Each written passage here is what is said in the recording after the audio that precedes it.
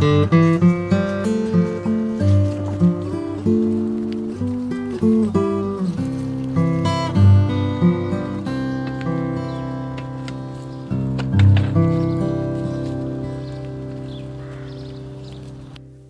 name is Eric Rangeley. I was born in a small village called Rastrick in the West Riding of Yorkshire in 1913.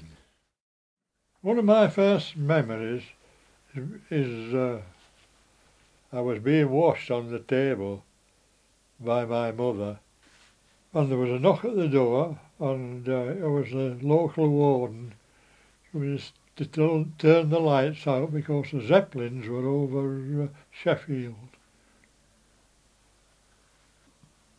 In Rastrick it was nearly all stone quarries, and my father used to drive the steam cranes and the steam engines, pumps and things, and I used to take his lunch from school because we had a long break at school, and because there were no stopping for school dinners, everybody walked home, which could be miles.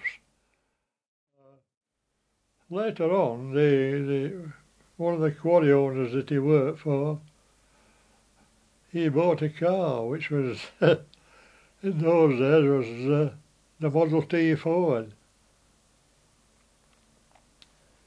And he couldn't drive it, so the only man who knew anything about engines was my father, so he was designated the chauffeur. And you could see it up the street when it started up. You could tell the engine was running because it used to shake.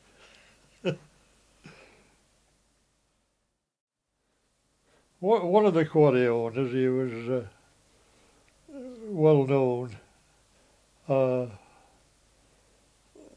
being a bit of a skinflint, and he used to watch all his men. He used to always come when they were finishing work, and he used to watch them going home, and if they didn't look tired enough, they get the sack.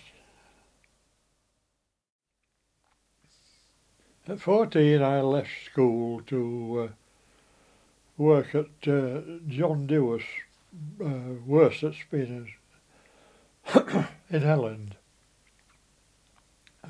I worked in a warehouse, and I worked there for almost 12 months.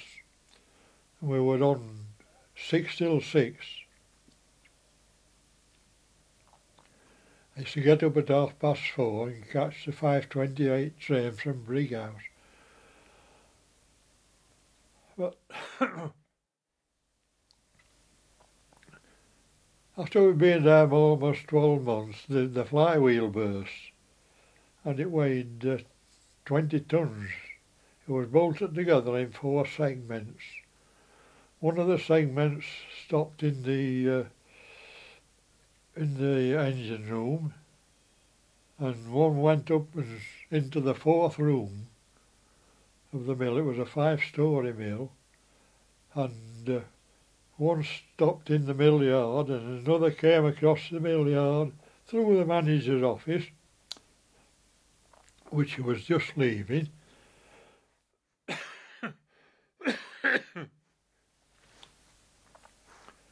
and across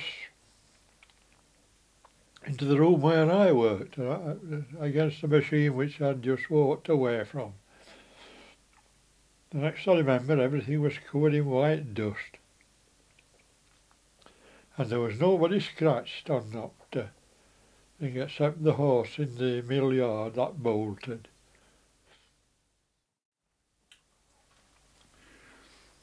After Dewars, I moved on to Dempster's as an apprentice plater. There were all kinds of queer characters there. There was one man called Aubrey Jack, and we had a lot of rats there, and he would bite the heads off in pubs for bets. He also used to gas them with acetylene and take them up for the manager's dog to practice ratting. There's another man, he was an expert with a catapult, he was. You never saw him, but he was so quick. And we had a lot of iron puncheons. He'd always some in his pocket and this catapult. And a man would be walking on with a pot of tea or something, and all of a sudden the pot would fly to bits. And if you were quick enough, you could just see him putting the catapult away, this man. Another man, they called him Old Shiner, and he used to wear a string of beads to stop him getting cold. And he had his shirt neck wide open.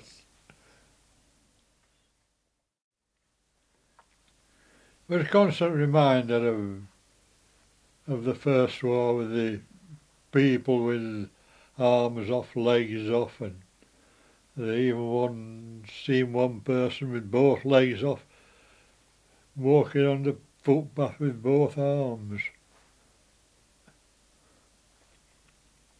You even had a man at Dempster's who he had a strap through his coat and down his sleeve where his arm should have been, and he used to hook onto wheelbarrows, and so he could wheel a barrow about.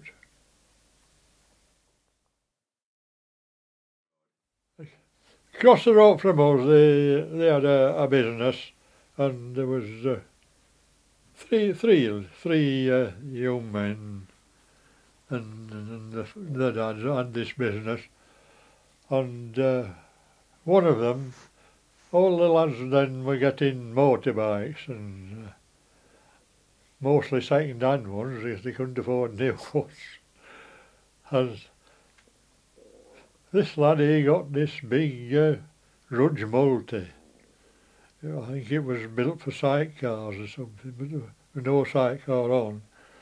And he started it up, this engine, and sat on, and then it was on the stand, and then it must have been in gear, and when he came off the stand, he just took him straight out of the yard, across the road, which fortunately enough was pretty quiet then, and into the wall across the road. Luckily enough it wasn't there, but the bike was never performed again. That was its last run.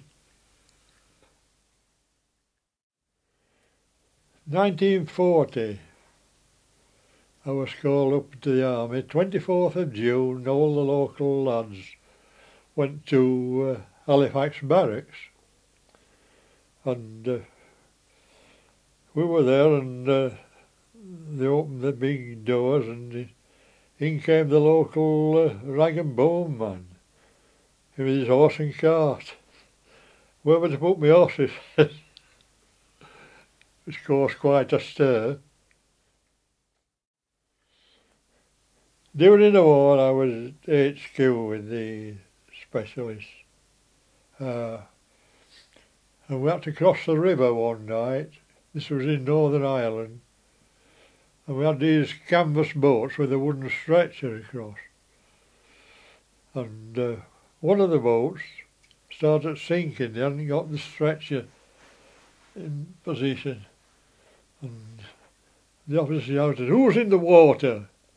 And the man next to me said, "The whole of the intelligence section, sir." We always had a good breakfast there, because the pioneers used to put a small charge in the river, and then we'd collect the stunned fish from the top.